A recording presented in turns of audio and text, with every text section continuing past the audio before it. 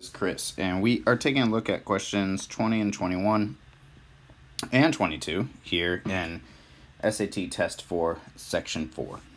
So this is the calculator section of the math, and question 20 says, the mass of living organisms in a lake is defined to be the biomass of the lake. If the biomass in a lake doubles each year, which of the following graphs could model the biomass in the lake as a function of time?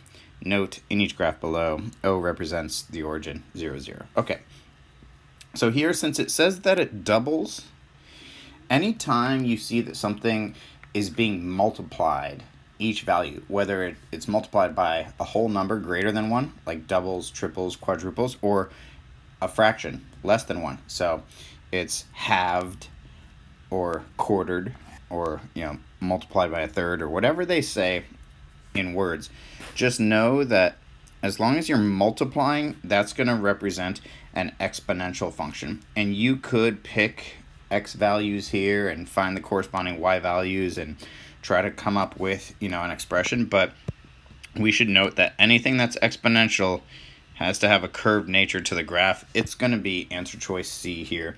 So 20 is one that if we have a strong conceptual understanding, we can answer very quickly and correctly for test day. And that's exactly how we want to approach that one. Now let's take a look at 21 and 22, which both refer to the following information.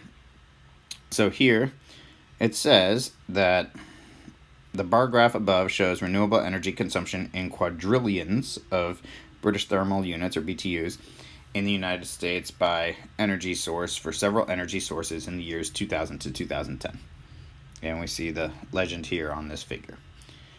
Okay, so 21 says, in a scatter plot of this data where renewable energy consumption in the year 2000, so we're focusing on the year 2000, is plotted along the x-axis, all right, so 2000 on the x, and then renewable energy consumption in the year 2010 is plotted along the y for each of the given energy sources. How many data points would be above the line y equals x?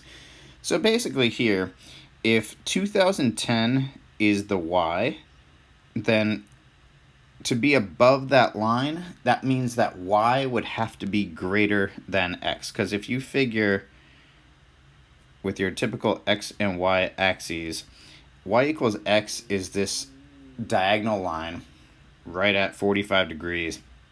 It's got a slope of 1.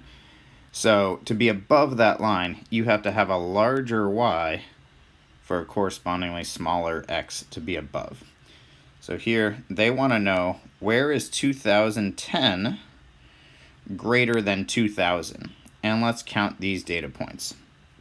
So 2010 is in this legend here in the light gray. So where's the light gray greater than it is for the darker filled in bar? And we see that it's greater here for biofuels, so that's 1. It's greater here for geothermals, that's 2. And it's greater here for wind, so that's 3. So there are going to be a total of 3 energy sources, or 3 data points that would be greater than that y equals x line. And that corresponds to answer choice C for 21. Now let's take a look at 22. And for this one, it says, of the following, which best approximates the percent decrease in consumption of wood power in the United States from 2000 to 2010. So percent decrease means we're probably going to be using our percent change formula. And percent change is calculated, it's your final minus your initial.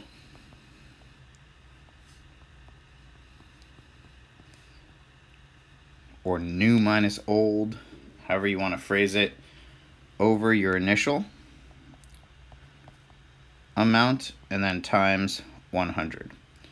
So that's our generic form of that equation, which for this particular problem is basically going to be, if we're looking at this change, this is like our new amount or our final amount, whatever we see in 2010, and this is our initial amount, what we see here in 2000. We're trying to figure out what that percent change is over that time. So let's take a look at our figure. And for wood, in 2010, we have a value here of 2. You can follow it all the way to the left to see that exact value. And in 2000, we have a value here. This is going to be 2.25. Which we can see it's halfway in between 2 and 2.5, which is 2.25.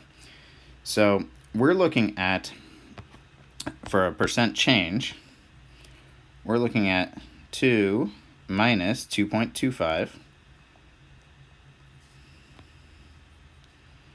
over 2.25 and then times 100. And when we do the math on that, so we're going to get a negative 0.25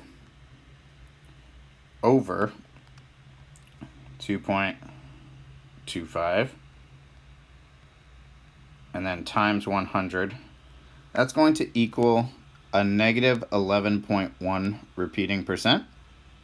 And so we would think to ourselves, well, okay, I see 11 as an answer, but why is this one a negative? Remember, the question's asking about a decrease, and the negative just indicates the direction of that percent change. So that percent change is a decrease,